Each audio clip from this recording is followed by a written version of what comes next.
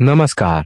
इस वक्त की सबसे बड़ी खबर बिहार के समस्तीपुर से आ रही है, जहां कलयुग की आयु लाखों वर्ष बताई गई है और वर्तमान समय को इसका बचपन बताया जा रहा है।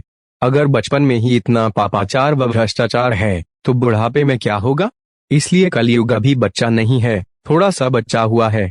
उक्त बातें प्रजापिता ब्रह्मा कुमारी ईश्वरीय विश्वविद्यालय समस्तीपुर द्वारा विभूतिपुर प्रखंड के सिंघिया घाट में दुर्गा स्थान के समीप चल रहे राजयोग मेडिटेशन शिविर के अंतिम दिन कलयुग महाविनाश विषय पर संबोधित करते हुए ब्रह्मा कुमारी सोनिका बहन ने कही। उन्होंने कहा कि वर्तमान समय धर्म ग्लानि के हर लक्षण विद्यमान है।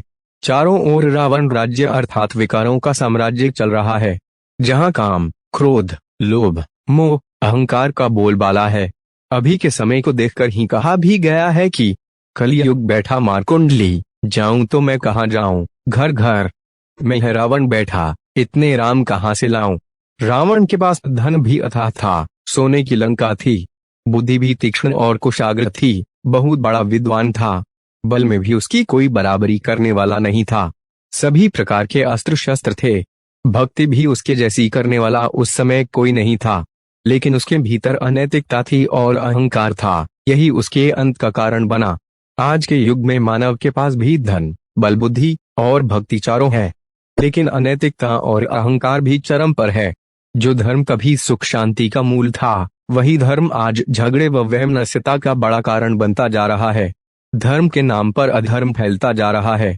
वर्तमान वैश्विक परिदृश्य, पर्यावरण संबंधी समस्याएं, भौगोलिक परिस्थितियों, बढ़ती हुई लाइलाज बीमारियों, तेजी से चारित्रिक पतन को देखते हुए कहा जा सकता है कि यह सृष्टि ज्यादा समय तक रहने लायक नहीं रही। इसलिए ऐसे समय पर परमात्मा आकर संदेश देते हैं, जागो जागो, समय को पहचानो।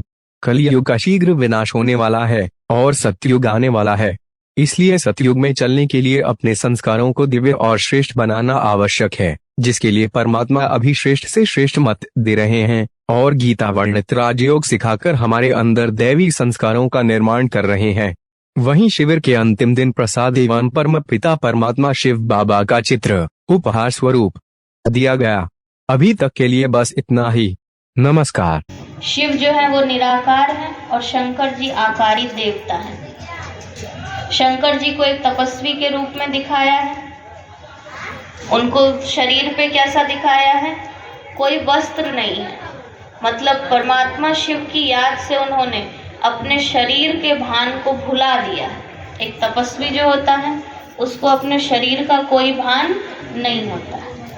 तपस्वी जो है वो हर प्रकार की स्थिति को सहन कर सकता है, चाहे गर्मी हो, चाहे ठंडी हो, चाहे बरसात हो, चाहे पतझड़ हो, उसको किसी भी मौसम से कोई फर्क नहीं पड़ता है। तो इसलिए उन्होंने अपने शरीर के भान को परमात्मा शिव की याद से भस्म कर दिया है। इसलिए उनके शरीर पे क्या दिखाते हैं? भस्म लगाए हुए भी दिखाते हैं। फिर उनके गले में जो है एक सर्प की माला भी दिखाया है। सर्प मतलब विष का प्रतीक।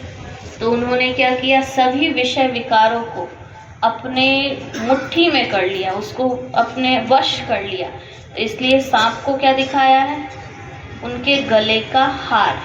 जब कोई जीत जाता है तो उसको क्या पहनाया जाता है? हार, माला।